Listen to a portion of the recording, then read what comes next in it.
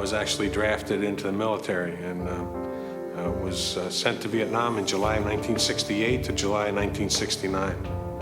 During my time in Vietnam, I was a forward observer for light artillery and mortars, which meant I went with the ground troops, and whenever supporting fire was needed, I would call it in and direct the fire right in onto the enemy. And sometimes it was directed into civilian areas.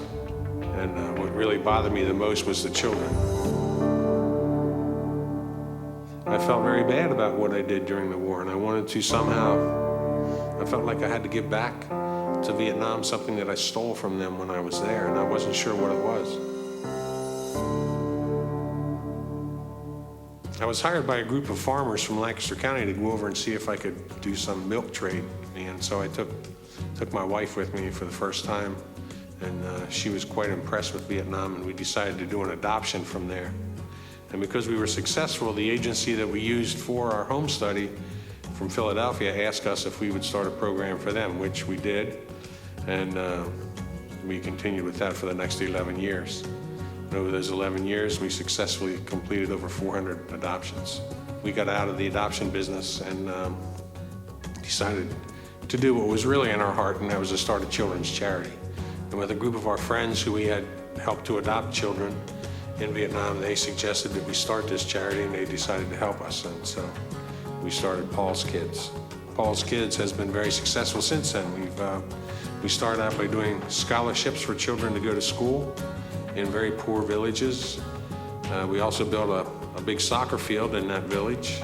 We are sponsoring a handicapped shelter in that village also. We were just there 2 weeks ago and gave 13 wheelchairs to the handicapped shelter. In Ho Chi Minh City, we're doing open heart surgeries for children who can't afford it. Our main goal is to help the children of Vietnam, children who will not likely be adopted, so we focus mainly in the orphanages. We put in a physical therapy room, which was our very first project in Go Vap Orphanage. There's about 200 children live there, and 90% of them are handicapped in one way or another. So we put this physical therapy room in so they have a safe place to do exercise and to play and to get some physical therapy. When we built the one in Go Vap Orphanage, it was the second one in Vietnam to be.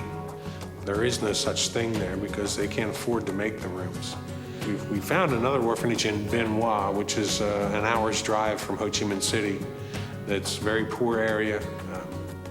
Very few adoptions take place there, and 99.9% of the children there are very physically handicapped or mentally handicapped, and they will never go anywhere. They'll stay right where they are. And so we put a physical therapy room in that orphanage also.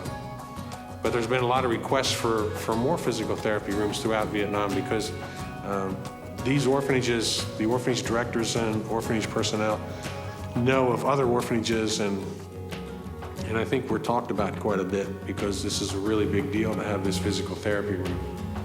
And so we're getting requests all the time for more throughout Vietnam.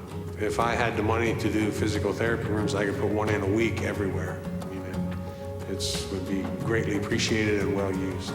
We want to help the children of Vietnam with physical therapy rooms, with heart surgeries, with wheelchairs, with whatever they need to make life better than it is. If I could have gotten out of going to Vietnam in 1968, believe me, I would have done it. But I can't imagine now what my life would be like if I hadn't gone there.